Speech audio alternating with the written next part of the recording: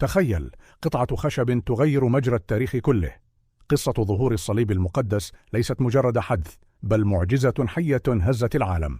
تحتفل الكنيسة بظهور الصليب الكريم لربنا ومخلصنا يسوع المسيح مرتين، الأولى في 16 توت سنة 326 ميلادية على يد الملكة البارة القديسة هيلانا والدة الإمبراطور قسطنطين الكبير.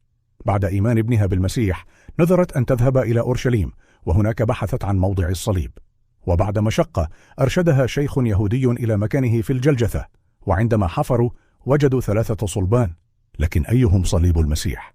أحضروا ميتا ووضعوا عليه صليبا فلم يقم، ثم الثاني فلم يقم، أما الثالث فعندما لمس الجسد قام في الحال. هنا أدركوا أنه صليب الرب، فسجدت الملكة وكل الشعب بفرح عظيم. أما الاحتفال الثاني ففي 10 من برمهات سنة 628 ميلادية، حين استعاد الإمبراطور هرقل الصليب بعد أن سرقه الفرس، وبعد حروب طويلة قاده الله إلى مكانه المخفي، فعاد الصليب إلى الكنيسة وسط مجد عظيم.